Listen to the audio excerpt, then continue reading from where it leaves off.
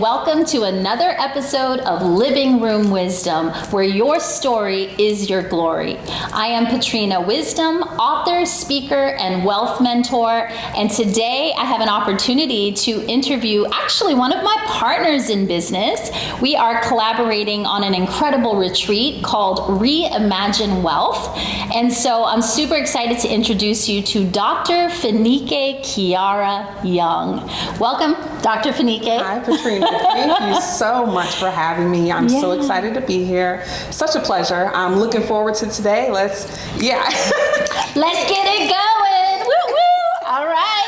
Well, I'm excited because we're both in the wealth space. Mm-hmm. So as we know, there's actually a surgence. Is that a word? Surgence? Yes. Yes. There's a surgence or an emergence of more female women of color in the financial space. And Dr. Fanike is actually a financial therapist. Well, she's a therapist, but she's specializing in financial traumas and behavioral health. And like myself, she's very much into the holistic approach to helping people with their finances, as well as being a Reiki practitioner. So she's my people. So I'd love for you to just share a little bit about your journey, because it's not often that you find someone that's in the spiritual space, but that is also in this wealth space. So for me, my trauma started at a very early age. At 4 years old, seeing someone be murdered right outside my window, and literally all of the things was just life-changing and extremely impactful from a very young age. At 6 years old, I witnessed him abuse my mom, physically assault her, almost kill her. Wow. And literally, I leave the house, go sit outside, sit on the stairs that led up to my neighbor's house. He comes out and he says, "I'm coming back to get you." And I'm like, okay. But as he's leaving, he yells to my mom, "I'm coming back to get my daughter, and I'm going to kill you, bitch." And I remember his words. My sister leaves and she runs upstairs. She tries to get the neighbor to come help. My mom is on the floor, hurt, very hurt. And I just remember us going to bed. My mom, she cleaned herself up, she put us to bed, and we get up and she sends us to school as, any Normal. other day. She gets up, she goes to work, and I go to school, get out. And normally when I got out, I went to my grandmother's house because my mom, she worked 12 to 14 hour days, and I was a latchkey kid. Okay. And so we go to my grandmother's house, but this time she's there. Super weird, right? Because she's never there. And she's there, I walk in and she's like, "Hey, come to the kitchen. I have something I need to tell you." And I'm like, okay. So I go into the kitchen and she says the 3 words that changed my life forever. "Your dad died."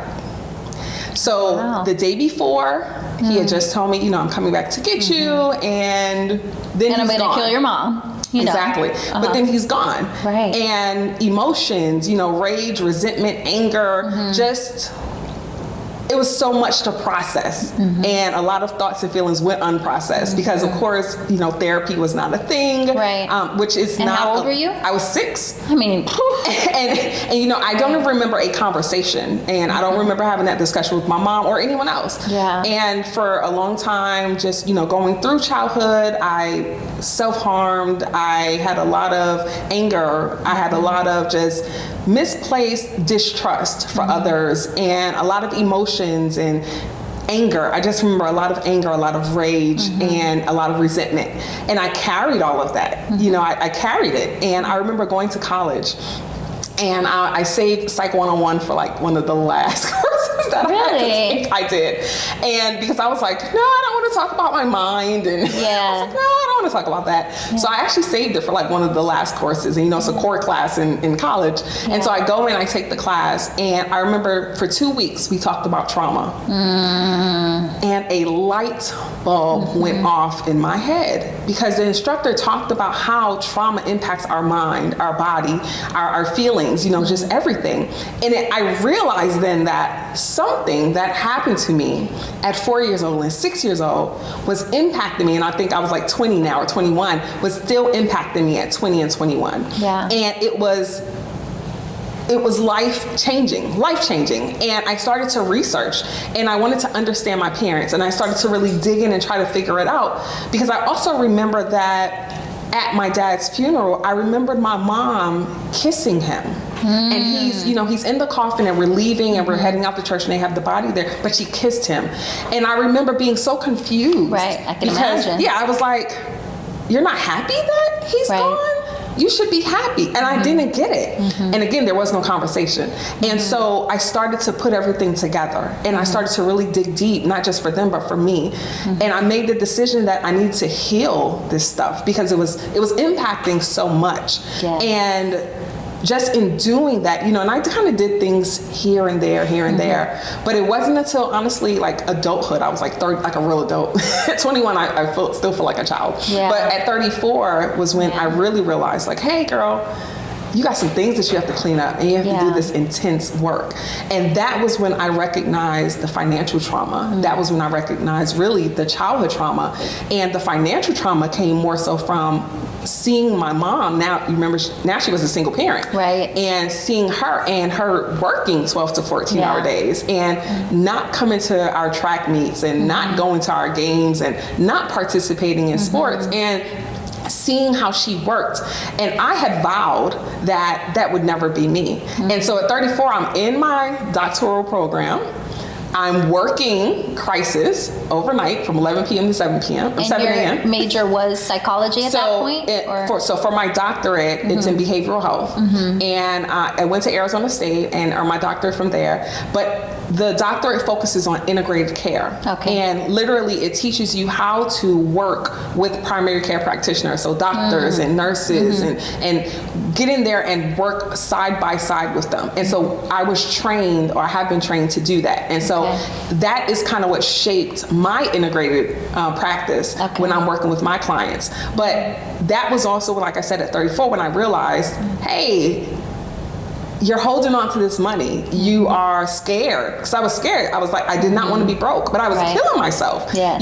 Getting a doctorate, working a job, and I had a contract at a school. And so I literally would get off at 7 a.m. and then go to the school and work 8 a.m. to 2 p.m. Yeah. And then go home and then do my work and eat and sleep. I was barely sleeping. But that financial trauma had such a hold on me, that childhood trauma has such a hold on me that I didn't know what else to do except to try to not be in the same position that my parents had been in. Yeah, 100%. Couple questions. So how did your dad pass? So, if you really want to talk about that's really nuts. Yeah. That's where I was at. Like, okay. So, Patrina, you can only imagine that for years, so one, because this happened at such a young age and never really had the time to process it, I was so hurt and I had interpreted his death as abandonment. Right. And so for years I had abandonment issues. I walked around feeling like scared, that people were going to abandon me. I didn't want to be, get into a serious relationship because I couldn't trust it. I felt like someone's going to break my heart. If I get in there, it's just not going to go well. Yeah. So literally he goes home after the assault, gets his gun, is leaving his apartment, and he has a heart attack going down the stairs to come back possibly to my mother's house. Now, there's a little more to the story. I have two brothers from my dad who, and their mom, she didn't live far from us. My mom had called her after he left my mom's house to tell her, hey, he just left here. He's, I don't remember, of course, the exact words, but he has something going on. I don't know if he's coming to your house next. And so he leaves his house, has this heart attack. And for years, like I said, I felt abandoned. But then my more spiritually evolved self started to understand the spiritual role in all of that. Because let's just imagine, and my sister, we have had this conversation in lengths. Just imagine if my dad did make it back to my mom's house and he did murder my mom. Where would we be? Right. Or where would we have been? Because she would have been gone. He would have had to go on the run, or he would have been in prison or wherever. Yeah. But where would we have been? Right. And so totally different. Understanding that, and that was when, and I don't know how this is going to sound to other people, but I understood that had to happen. It was a part of the design. And unfortunately, my dad had to pass away. That had to happen in that moment, because it would have altered not just my life, but I have siblings. It would have affected so much in the long run. And so after a while, I had to have that conversation with God and spirit and come to terms with it and say, I get it and I understand and thank you. Yeah, and I can 100% relate to that because, as you know, I lost my husband to suicide in 2009, and same day find out I'm pregnant with my 4th child, and that abandonment for me had actually followed me for years anyway because of my relationship with my father. And even though he was present, he wasn't present per se, like we never really built that relationship. So I had healed that throughout the years, or so I thought, and then when you have this, 20 plus year relationship and you feel safe and secure, and then all of a sudden that's taken away from you overnight and by his own hand, it definitely like pulls the scab off those wounds. So what I'm interested to find out from you then is what did you witness with your family? It's obviously was very dysfunctional, as was mine. But what did you witness in the regard of how they processed emotions and pain?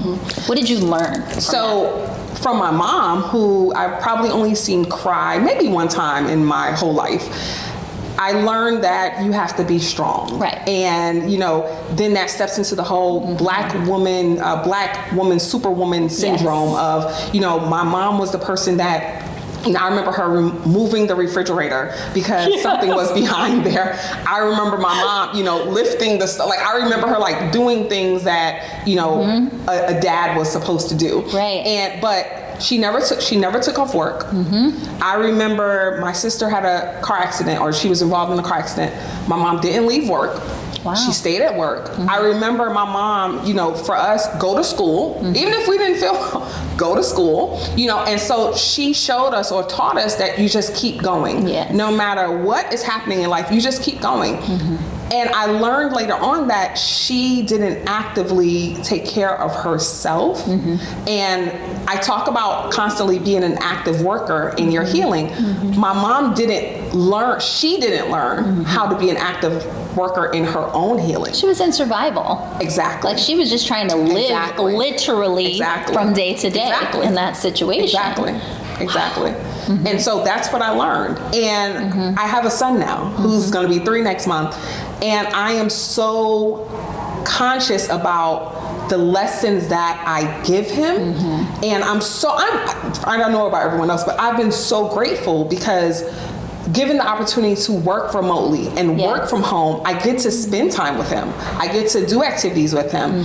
I cry at everything. So I cry at movies, I cry at commercials, I cry at everything. My family laughs at me all the time. But he gets to see his mom shed tears. He learns how to build that empathy and sympathy for me.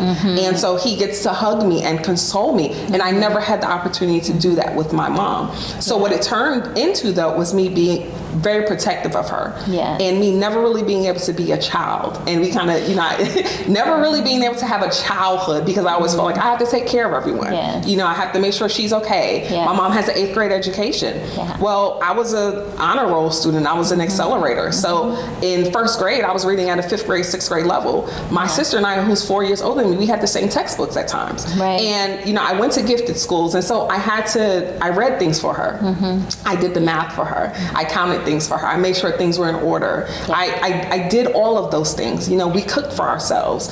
So we were just taught that vulnerability and that softness, there's no room for it in the world. And so I had to unlearn that as an adult. 100%. And I think too, and you can tell me if this is true for you, I know for myself, I definitely embodied the Superwoman, like on all levels, even in my marriage. Like I put things together, I fixed, like I did everything.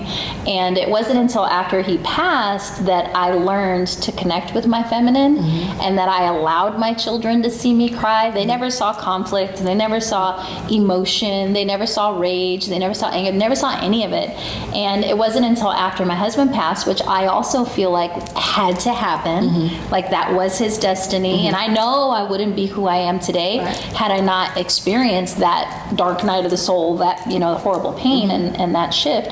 But in the end, everything happens for a reason, and our path is laid. Although we do have free will, we also have a purpose here. And obviously your purpose was to make that shift, to be the model of that for your child, and maybe more children at some point. I don't know the plan.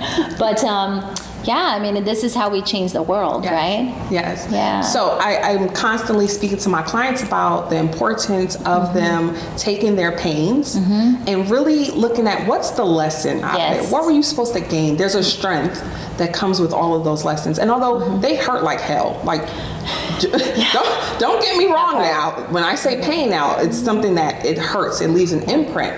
But taking the lesson out of it. Why did you go through that? What were you supposed to learn? What were you supposed to get out of it? You know, keeping in mind that you didn't just go through it just because. And me focusing on helping others to heal from trauma, I've gone through a lot of trauma, you know, outside of just those childhood things, but there's so many other traumas. There's so many other things, you know, that are in my story. And I can either let them break me and I can fold, or I can take them and use them to empower others. 100%. And so I choose to empower others. Yep. I always say that when I had my situation that I could have chosen to be the victim. I definitely earned it, the victim title. But I chose to become a victor over that situation and to use that situation to inspire other women, which is why we have this Living Room Wisdom podcast, where your story is your glory. And really what I want everyone in the audience to take from all of these stories is that it doesn't matter what the crap is that you have going on in your life right now. There's something to be learned. You can alchemize that and turn it into something impactful and beautiful. We're two people who probably have experienced just ridiculous amount of trauma from just the conversations we've had, between the two of us, and probably the most joyful, the most free and liberated and caring and serving people that you would meet. So that's awesome. I love it. I see the glory in every story, and I love spotlighting that. So I want to talk a little about your work, because you said your doctorate was in behavioral health. So what is the bachelor's in? What did you actually go to college to do? So I went to college initially to become a pediatrician, and then it changed, and then it was pre-law, because I was like, I want to be a juvenile judge, and I want to work with kids, and I want to help them. And then I was informed that I would have to lock some kids up, and I was like, I don't want to lock children up. We're not doing that. so that's not going to work. So I actually wound up getting a bachelor's in African American Studies with a minor in criminal justice. And then I went on to get my master's in social work. And so earning my MSW from there, I was like, no, I don't want to become clinical. I don't want to do therapy. I don't want to do that. But my mentor, who was at LCSW, she said, you would be phenomenal. You have so much to share. You have so much to give others. And I was like, okay. And so then I pursued my licensed clinical social worker certification and passed the test on the first try, and here we are. I also said I wasn't going to get my doctorate. I was like, I'm never getting my doctorate. I had gotten a full scholarship to go to Colorado State University to get my doctorate in social work. And I was like, I don't want to research. That's not too wild for that. And when I found the Doctor of Behavioral Health degree, and I found out that there was a practicum element to it, where you get to work and you get to take the theory and integrate it with the practicum piece, and I was like, oh, that's it. That's the one. And immediately connected and loved it, and I wrote my dissertational culminating project on looking at naturopathic and allopathic clinics and integrated care within the two, and which one provides a better environment for it to operate in a fully functional way. And so I loved it, and it helped me to shape my own clinic and the way in which I practice, on top of my own trauma and healing my trauma and what I had to do to get to that point, going to multiple practitioners, using different, coping tools. Multidisciplinary therapy. And I was like, when I do this, it's going to be right. Because because I want to heal people. I want to be effective. And a part of that was becoming a master Reiki practitioner and becoming a licensed clinical social worker and becoming a licensed therapist and certified clinical hypnotherapist. So doing all of the things, basic EMDR certified, being able to take all of those things and put them together to really, really help people and be effective. And how long have you been serving in this way? It's been about 20 plus years now. Okay. And as an entrepreneur? So entrepreneurship, that's a whole nother story. The spiritual journey. It's a whole nother story. Right? But officially, where I went to the state and filed the paperwork, 2009. Okay. Before that, I had a braiding shop in college. I opened up a braiding shop. Okay. So you had that spirit, entrepreneurial spirit. So I think, again, the trauma, my mom, watching her work. My sister's an entrepreneur as well and doing very well for herself. And that spirit, I think, came from just watching my mom go through the struggle. She got up every morning at 5 a.m. And sometimes we didn't see her till 8 o'clock at night. Yeah. And so not wanting to do that. That was like a no-no. Yeah. And so I think for my sister and I, that entrepreneurial spirit was just birthed out of that trauma. But again, it's taking the pain and turning it into something positive. Yes. Because working for myself, I've loved it. I've been able to do it the way I want to and help my clients the way I want to. And with all of your, beautifully decorated degrees and diplomas and certifications, and it seems as if that would come with a lot of regulation and like boundaries of sorts. Yes. And so seeing that you, like myself, are a free spirit and very spiritual and have also this Reiki piece. So entrepreneurship to me just makes sense for you.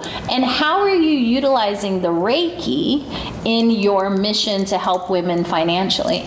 So for those of you that do not know, Reiki is a spiritual practice. It's very similar to Tai Chi.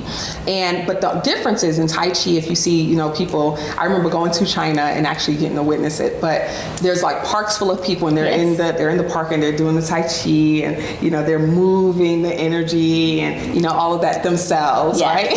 So Reiki is similar, except there's a practitioner that's doing it for you. And so that's exactly like what I do. And I usually start my sessions with the Reiki. And the reason I do that is because a lot of times people come in and they're like, I think I'm here because my relationship is not going well. And I get to do the Reiki, and I'm also an intuitive. And so it opens up the spiritual path and it allows me to connect to that person energetically and spiritually. And so I'm able to get messages or have visions to really see why they're here. Like what's really, really going on. And usually when I share that with them, there's usually tears or, some type of just opening. And they're like, oh my gosh, it's such a relief that I didn't have to talk to you about it, that you just was able to, know. But also I've never spoken to anyone about this. Yeah, you're a channel. And so it allows them to do that. And so that's what I use the Reiki for. Okay. Usually it's to open up the chakras and of course clear the blockages, but it's also to help me to really get to the root of what's going on and to really, really help that person. And how do people engage with you? Is it like traditional therapy where you book an appointment, you go into an office, you utilize your insurance, or is this more of a private practice, referral-based type business? So I have a private practice. It's Keys to Women's Wellness, and I primarily focus on women.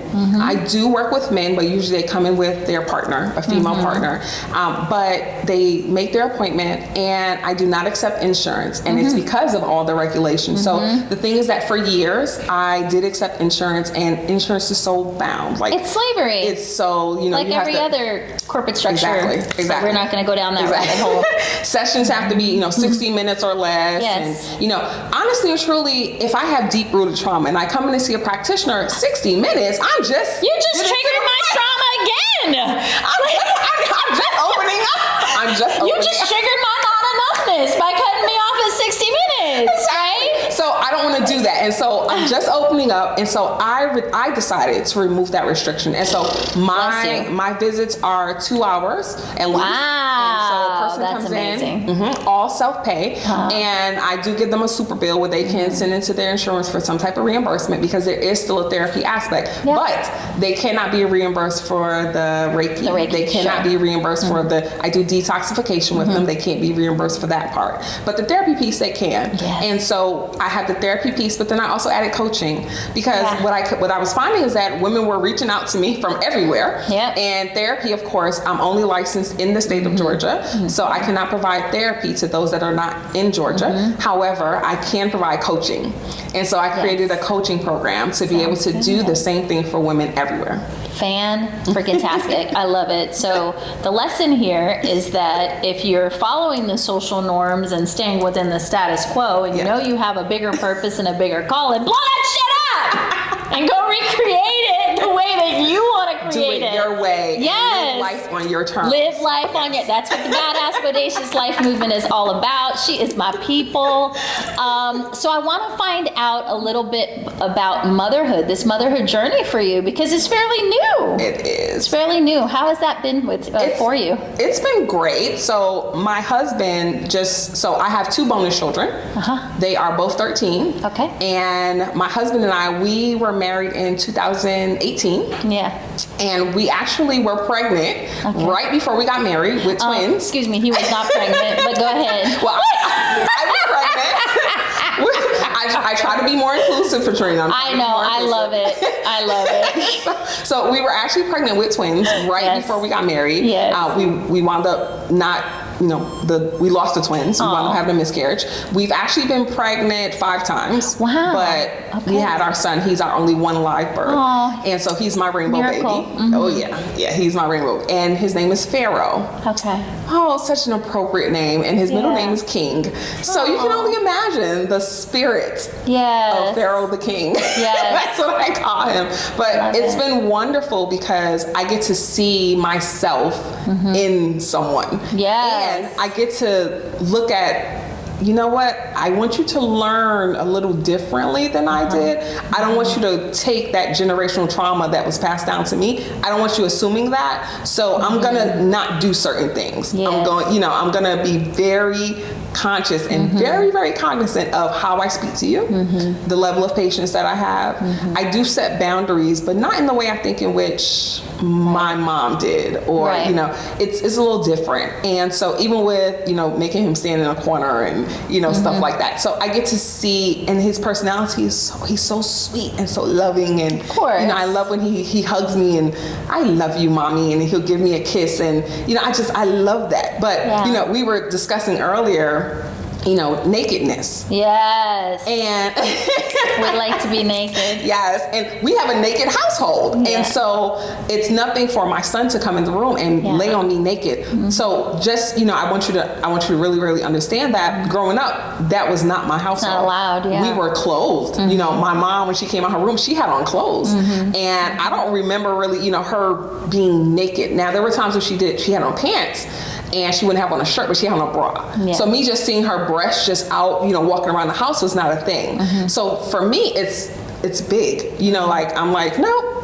naked. Come lay on my breast. I have him. He loves them. He likes to touch them and rub them, and I let him do it because I want him to know that your body is beautiful. Love your body, regardless of what it looks like. And not create that self-consciousness either. Yes. And for me, just having that, I'm in a very affirming relationship, and so my husband is very of course I've gained weight since having the baby and COVID, and so we've all gained weight, but just aging in general. And just it is what it is. And so, but I love that my husband has, he's maintained that you're so beautiful, and I just love your body, and that feels great. So I'm in a very healthy space, a very, very healthy space. I love it. And it's funny you would say that about your husband, because the reality of it is that we as women, we obsess over our weight, and we all, we have these like body issues and insecurity, but men have never once turned you down because of a stretch mark or a little extra 10 pounds, right? So they don't really trip over it like we trip over it, right? Which is very interesting. I wanted to find out from you though, do you feel like there's maybe an element of healing your relationship with your father through your relationship with your child? So I think honestly more so through my husband. Through your husband. Okay. And it's because, and it's not just the relationship with my dad. Mm-hmm. My mom was a bit verbally abusive growing up. Mm-hmm. And so there were messages that were sent to my sister and I, you know, don't trust men. Don't trust men. All they want is pussy. Like that was the words. Yes. And I hope I can say pussy. You can say pussy, you can say dick, you can say fuck, you can say whatever you want here. Perfect. So, you know, they were her exact words. We hold space for all of it. Namaste. So Namaste, motherfucker. We just went left. It's fine.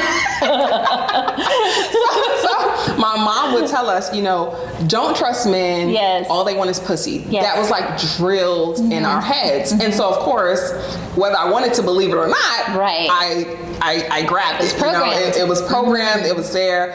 It was trauma. And that's what I want to really, really say is that it was a part of my trauma. And so people think sometimes it's just you seeing things or something happening to you. No, the words that people say to you, that can be or around trauma. you. Exactly. Okay, so we have to talk because this is a perfect, all our cussing is a perfect segue into your book.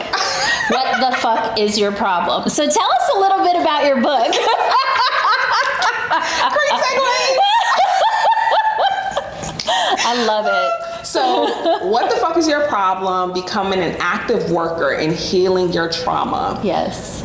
The title actually came from literally my brother and I, my husband and I, we go to, he's like a brother. So we go to the store and we're sitting in the parking lot and I don't know what we were doing, but we're people watching and we do that. So we're people watching and he starts to say like women are walking out. He's like, Dad, what the fuck is her problem? And it's black women because I'm in Atlanta and it's black women and their face, you know, they're unhappy. The grimace. Yeah, the resting, that resting bitch face. Yeah. And, at first it's a joke. And we're like, dang. And so like we're coming up with scenarios like, maybe she spilled all her milk or something. Like we're coming up with like stupid scenarios. And then it turns into a conversation. Yeah. And it turns into me saying, you know what? I said, we carry just so much. Like women carry so much, so much responsibilities, the wife, the mother, the business owner, the worker, we're the cleaner, the housekeepers, we're everything, and then on top of, we then have traumas. Yes. And we have things that we haven't healed and people have hurt us and, we have so much and it turned into that. And I said, I'm going to write a book. Yes. And I want to talk about that. And so the book is about women who literally like they're giving their accounts and it touches on so many different types of traumas. So there's grief and loss. There's a loss of a parent. There's a fiance that cheated with a friend. There's birth losses. There's so many, it ranges just so much. There's a woman who, she was used to just doing everything and everything being perfect. And she goes to take this national test and she fails the test. Right. And that was traumatic for her because it was a wake up call that, no girl, maybe you can't do everything, but it was traumatic. And so there's so many different types of traumas and the women, they give their accounts throughout the book. But I didn't want it to just be, what the fuck is your problem? I want it to be, how then do you heal from the traumas? Yes. And so at the end of their stories, they talk about how did they move forward? What are things that they did? How did they become active workers in their healing? What are the things that you implemented? How did you overcome that? And then there's my stories that are interweaved into all of that. And, discussing all of my different traumas. And so I'm so happy. The book was so therapeutic for me to write and so healing. Yes. Because as a therapist, you're taught, you don't share your story. Right. Yeah. You don't share your story. Yeah. You don't tell other people that you've been through shit. You just don't. You're there to help them to process the stuff that they've been through. Yeah. But you're supposed to, you're supposed to present, I'm the therapist. I'm the person that, I'm here to help you. But the reality of the situation is most people are in a helping field because they've been through some stuff. That part. That's just the reality. Right. So why do I have to hide it? And so again, when we go to that model, I had to break out of that because I want people to know that, one, you're not alone. Yeah. You're not the only person that's gone through this. But I also want you to know that I can help you because I've been where you are. I know how that feels. I know that feeling of desperation. Yeah. I know that feeling of hurt. I know what that feels like. I know what it feels like to give up on yourself. I know what it feels like to not be able to get out of bed in the morning because you've been through. So I know what that feels like. I get it. And so that was important to me, is that me being able to say to them, I've been there, but I got you. Yes. I got you. Yes. I know now how to heal it, so I got you. Yeah. And so that has been just, I think, amazing. That And freedom. then to boot, showing up with such radiance and joy. So I feel like a lot of times, because like you, been through tons of trauma, but come out on the other side of it still with my joy and my playfulness and my, just that childlike, that peace. Me, I guess, came out of it with me, right? Or I found myself, and the same thing for you. And sometimes that disarms people, right? And so you almost become the model for what is on the other side of doing the work. Yes. And I love that. Yeah. Awesome. So before we wrap up today, we have to talk about the Reimagined Wealth Retreat. Duh. Of course. Yes, we are teaming up to bring forth an incredible retreat experience here in the mountains of Georgia. And I want to have you just tell a little bit about our intention and what we're looking to accomplish through this retreat. So the Reimagined Wealth Retreat was thought of by yourself and I. And we met and that's my girl. I love her. Yes. And we started to talk about how people, because of their financial traumas, because of the things that they've been through, they have such a horrible relationship with money. They're scared of money. They're scared of making money. Everyone says, I want to make a lot of money and I want to be rich. I want to be wealthy. But are you comfortable with that? Right. Are you willing to really step outside of yourself to make that money, to attract those opportunities, to attract that money? Are you willing to do that? And so as we were speaking, we decided that we need to help them to heal, to be able to really shift their mindsets. It's all about mindset. 90% of everything that you do is about mindset. 90%. If you can shift your mind, right, to move you will move. Yes. Right? If your mind tells you that you cannot move, you will not move, And so getting them to a place of just knowing that they can attract that wealth. They can build the lives that they want. They can be awesome. They can step in and be those powerhouse women that they are desiring to be, that they want to be, that they deserve and that they're supported as well. So I think part of the intention here, she has what the fuck is your problem? I have unfuck your money mindset. That's my course. And so collectively we complement each other's skills and really provide a safe space to first off be honest about the traumas that are following us and really guiding or what's the word? Informing our decision. Right, our decision making, that scarcity, getting out of that scarcity mindset into a more abundant mindset, but also giving you the tools for how to move through those things. So we're going to be working on the mental, the spiritual, the emotional, and the financial, and the energetic, so that you leave this retreat feeling and being in alignment with what it is that you're saying from your mouth that you actually want. Yes. So this has been so fun, and we probably could talk for like 14 more hours.